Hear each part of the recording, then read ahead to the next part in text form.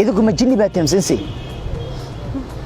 وريا مي مقلسة والله كوبان كاغسيني بالله الله ساحرك وصدر مجيء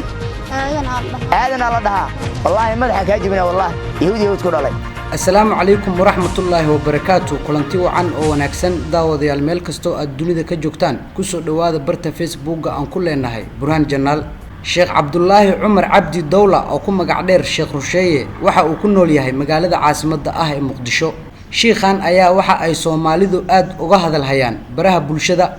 وحا نسيدو كلا دادك أي أغاهد لين سيابا كلا دوان دادك قار أيا آمينسان إن شغادو أوهايو شيخو أي تايمد وناكسن halka kuwa kale ay ku tilmaameen khiyaali Sheekh Rusheeye ayaa dadka siyaabo kala duwan u quraan saara ama jinka uga bixiya laakiin waxa baraha bulshada ka dhaliya buuq fara badan marka uu sheegay in jin telefoon uu kula hadlay sidoo kale waxa uu jin ka saaray gabar kun jinni ay ku jirtay una madax u ahaa jin ka soo jeeda wadanka Israa'iil ayadoo ay sidaasi ay tahay ayaa haatan waxa ay dadweynuhu dood ka keeneen in sheekhu uu jin ka saaray gaari ay sameyn waayeen farsamayaqaanada ugu xeelka dheer magaalada caasimadda ee Muqdisho haddaba su'aasha isweydiinta mudan ayaa waxa ay tahay jinku baabuurta ma galaa ma dhabba in cilad farsamayaqaaniintu ay u taag waayeen in uu sheekhu soo gabagabeeyo su'aalahaas oo idil waa kuwa ka guuxaya maskaxda shacabka Soomaaliyeed ee ku dhaqan magaalada Muqdisho iyo guud ahaanba caalamka laakiin taas waxa ay ka sii darneed marka uu sheegay in baabuur jin uu ku jiray ka saaray waana sida hadalka uu u dhigay sheekhu su'aalahan jawaabahooda ayaa waxa ay yihiin kuwa adag waxaana macquul ah dadka aan ku sugnayn Muqdisho inay u arkaan khiyaali haddaba waa kana Sheekh Rusheeye oo cadeynayo in jin uu ka saaray gaari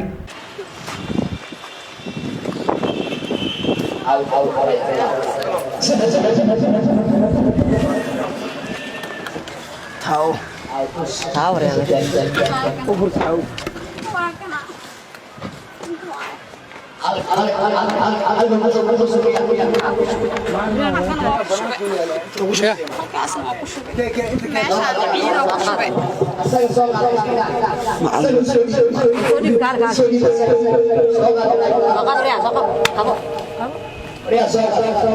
موتور تعيد وشو هوريا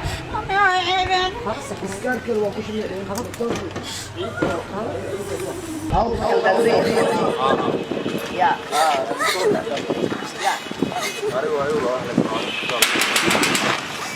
حاجة كل شو بتتالي شا حاجة كل شو بتتالي شا فر رايت فر حاجة كل شو بتتالي تهليل أكو شبتي أبي كجرا تهليل كقردر هاي كشب تهليل شان كشب هذا تهليل كشب تاني تهليل كان كشب أنا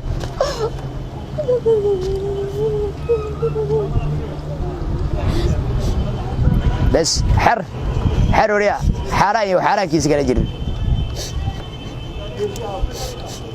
قاري معاك لو كسر مسي يا عيدا كشبتي حاجة لكن عيدس أفقوي الله يكيني حاجة كشبت عيدنا تستعتذا سوقات مساء سوقات مساء سوقات وريات وديب سوقات شيدانك قات راي ترى علي dhanka kale waxaan horay u arki jirnay culimo fara badan oo la dagaalamaya jinka isla markaana muuqaalo ka soo duubaya qaabka jinka bini'aadamka ay uga saaraan laakiin waxa dadka Soomaaliyeed ku cusub in sheekhu uu sheegay in jin telefoon uu kala hadlayo iyo in baabuur laga saaro jin Sheekh Rusheeye oo marka da'diisa la fiiriyo ay aad u yar tahay hadal hayntiisana ay qabsatay baraha bulshada gaar ahaan barta loo yaqaan Facebooka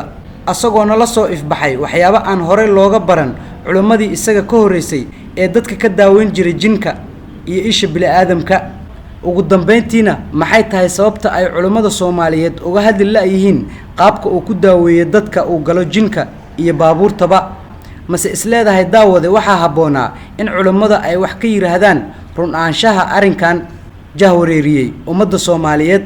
adiga se haddana daawanaya muxuu yahay fikirkaaga ku aadan arinkan haba u weynaadaane jin gaari galay oo laga saaray intaasi ayaan ku soo gabagabeynaynaa barnaamijkii aan uga hadlaynay sheekh baraha bulshada ku soo caan baxay inuu qadka telefoonka kula hadlo jin daawade haddii aad ku cusub tahay bogga facebookga aan ku leenahay waxaan kaa codsanayaa inaad muuqaalka sheer garayso beejkana laag garayso mahadsanid